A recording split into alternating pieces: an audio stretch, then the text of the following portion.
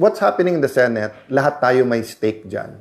Ang ating, pati yung hindi pa botante, all Filipinos have a stake there because we all came together under different constitutions saying that check and balance and an independent legislature is good for the nation.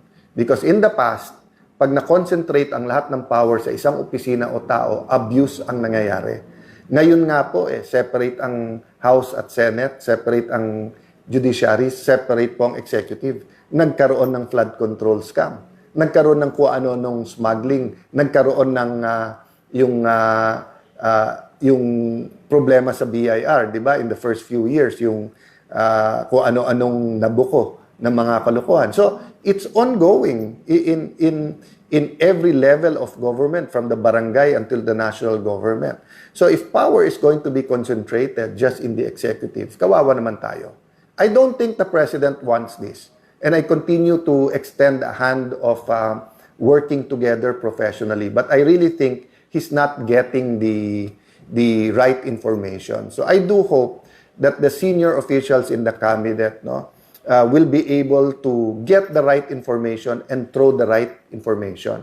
Because one, yung 11, nang-11 talaga, hindi nagbibigay ng tamang informasyon, then there are forces, spiritual and physical forces in this nation that wants to keep us poor, that wants to corrupt, that wants to take out hope.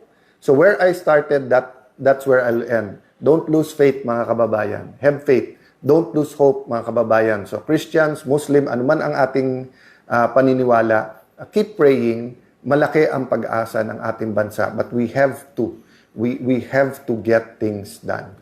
Wala pong katotohanan na yung amendment ng rule na to ay nakaugnay sa amendment sa rule sa impeachment. Bakit po? Unang-una, inadapt na po namin yung rule sa impeachment. Pag binago namin yun, ipapublish pa, tatagal pa po yun.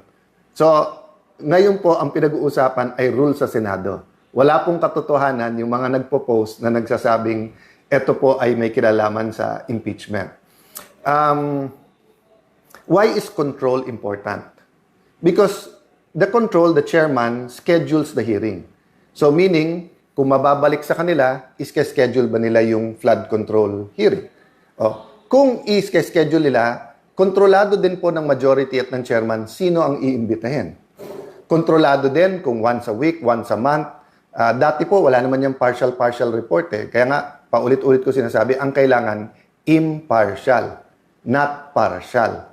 And paano ka maglalabas ng partial na hindi mo pa nabubuo yung theory kung ano talaga nangyari? Tignan nyo po, sabi ng Office of the Ombudsman, may mastermind. Sabi ni Senator Lacson, walang mastermind.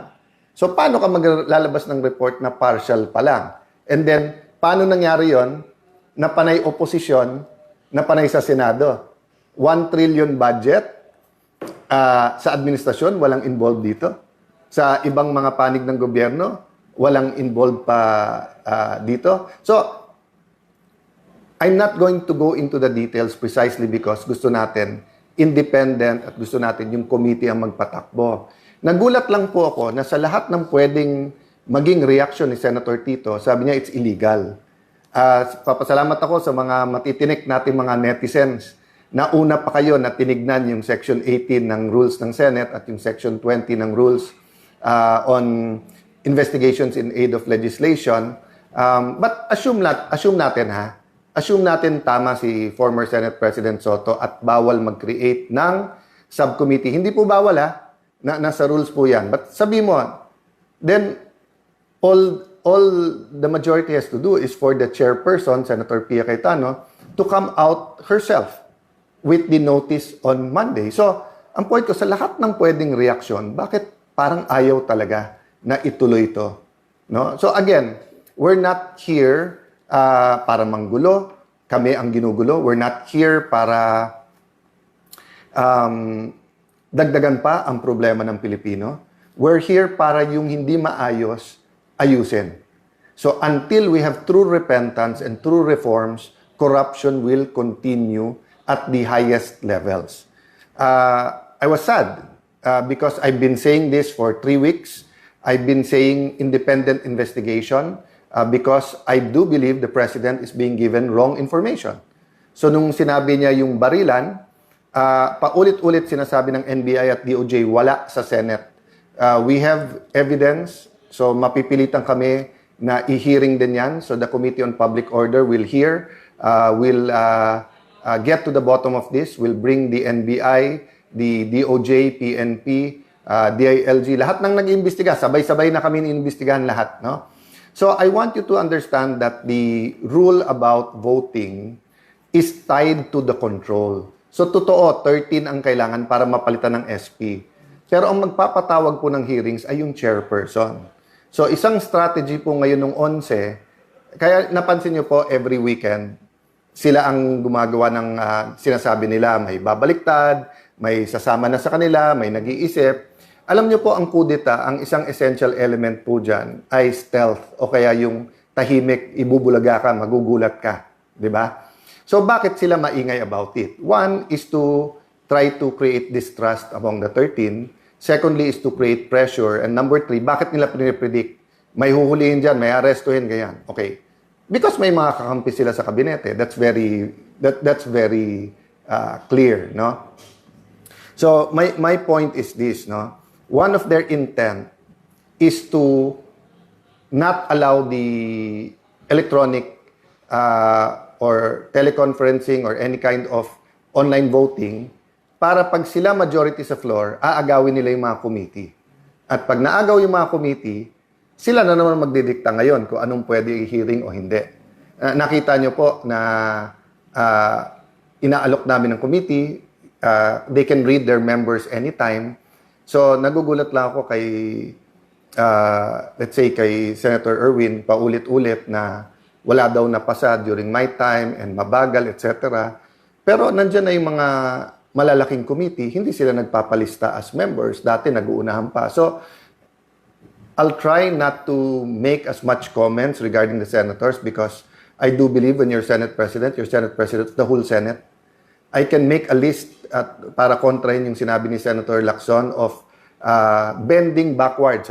Sila bending the law, bending the rules. Ako bending backwards. Lahat ng request nila, hindi ko na isa-isahin. Basta't kaya, ginagawa. Sa impeachment po, consensus. I did not dictate anything and maayos na lahat yan. So again, I want to emphasize the priorities of this majority. No?